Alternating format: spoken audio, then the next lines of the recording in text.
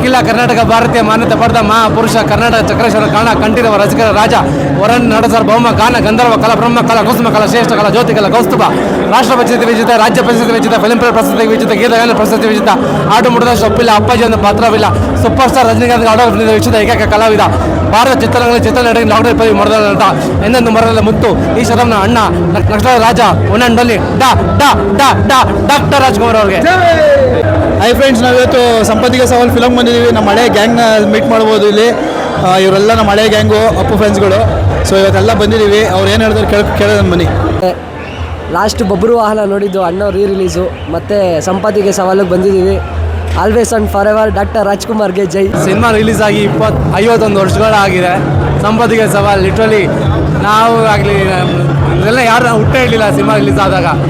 ಆ ಎನರ್ಜಿ ಆ ಕ್ರೇಜ್ ಇರೋಲ್ಲ ನೋಡಿದಾಗ ಅವಾಗ ಆ ಕಾಲದಲ್ಲಿ ಹೆಂಗೆ ಅನ್ನೋ ಎನರ್ಜಿ ಅನ್ನೋ ಕ್ರೇಜ್ ಇರ್ತಿದ್ದನ್ನು ಊಹೆ ಮಾಡೋಕ್ಕೂ ಆಗಲ್ಲ. ನಿಜವಾಗ್ಲೂ ಅಣ್ಣವ್ರು ಒಂದೊಂದು ಸಿನಿಮಾಗಳು ಒಂದೊಂದು ಗ್ರಂಥಾಲಯ ಇದ್ದಂಗೆ.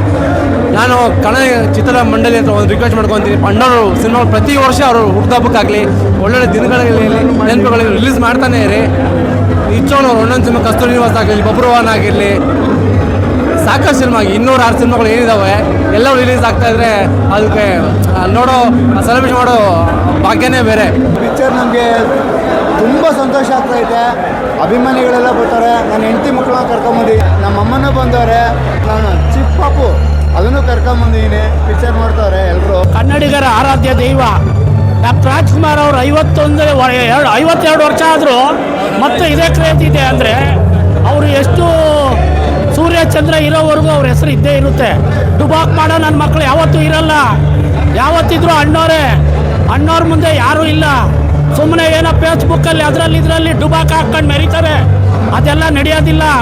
ಒರಿಜಿನಲ್ ಅಂದರೆ ಇವರೇ. ಕನ್ನಡ ಅಂದರೆ ಅಣ್ಣವರು ಅಂದರೆ ಕನ್ನಡಕ್ಕೊಬ್ಬರೇ ಡಾಕ್ಟರ್ ರಾಜ್ಕುಮಾರ್ ಒಬ್ಬರೇ. ಶತಮಾನದ ಅಣ್ಣ, ಶತಮಾನಕ್ಕೊಬ್ಬರೇ ಡಾಕ್ಟರ್ ರಾಜ್ಕುಮಾರ್ ಒಬ್ಬರೇ ಅಣ್ಣ.